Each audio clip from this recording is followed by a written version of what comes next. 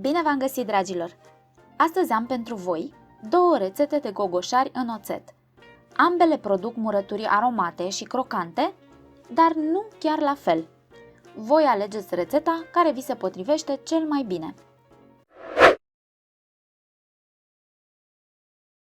Varianta 1. Ingrediente: 2 kg de gogoșari cât mai proaspeți, 1,2 litri de apă, 600 de ml oțet de 9 grade, 50 de grame de sare obișnuită, 300 de grame de zahăr, 2 linguri boabe de piper, 2 linguri boabe de muștar, 2 frunze de dafin, 2 rădăcini potrivite de hrean și frunze de țelină. Mai întâi spălăm gogoșarii. Ei trebuie să fie cât mai proaspeți, fără defecte sau zbârcituri. Le scoatem cotoarele și semințele,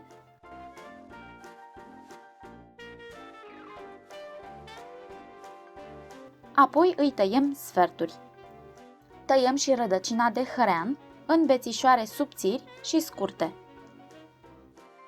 Pentru această rețetă, eu folosesc 2 borcane de 1,7 litri, curate, spălate, cu capace noi, dar nesterilizate.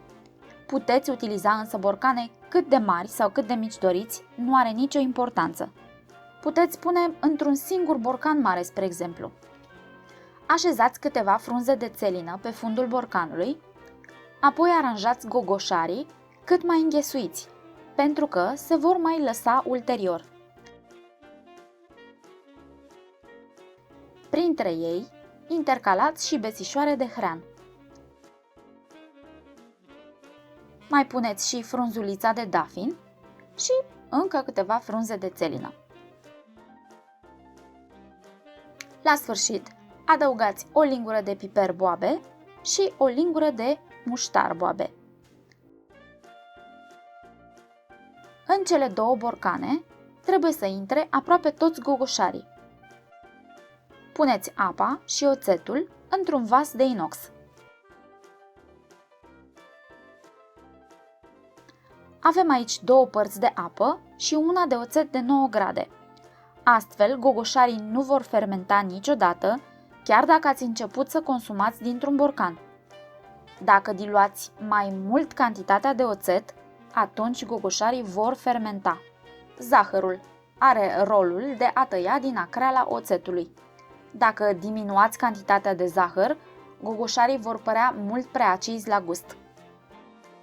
Adăugați sare iodată obișnuită cu toată încrederea.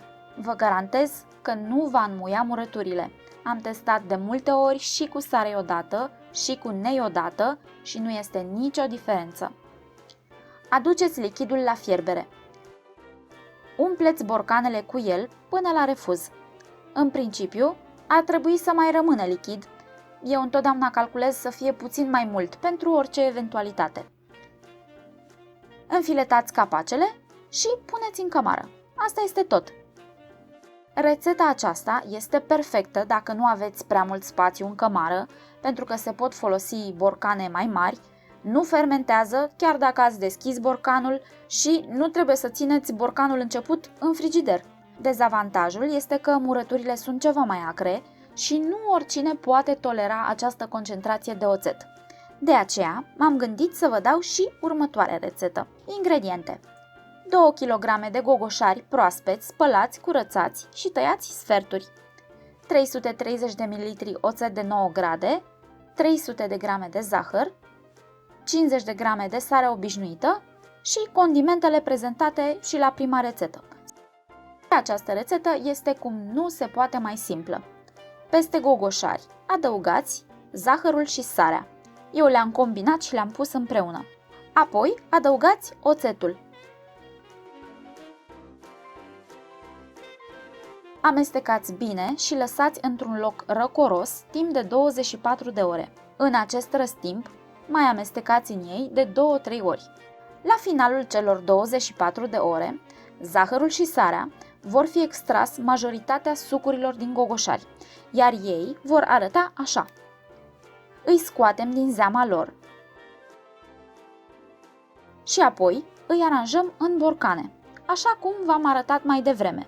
doar că nu este nevoie să îi îndesați, pentru că ei nu se vor mai lăsa. Cantitatea rezultată din această rețetă intră lejer în 3 borcane de 800 de ml. Fierbem zeama rămasă, apoi umplem borcanele cu ea până sus. Nu vă faceți griji că nu va ajunge, câteodată chiar mai și rămâne. Înfiletați capacele, întoarceți borcanele cu susul în jos, înfofoliți cu o pătură și lăsați să se răcească lent. Această rețetă este mai puțin acră în comparație cu prima, dar este ceva mai sensibilă. De aceea trebuie să nu alegeți borcane mai mari, să nu le țineți la loc cald, iar după ce desfaceți un borcan, trebuie să-l păstrați în frigider. Sper că v-a fost util acest videoclip, dragilor! Nu uitați că aveți disponibile pe canal și rețetele de castraveți în oțet, super crocanți și nu foarte acri, ardei iuți în oțet, de asemenea nu foarte acri, și gogonele crocante super bune. Data viitoare vom avea o minunată dulceață de prune care păstrează fructul absolut întreg. Spor la conserve, dragilor! Numai bine!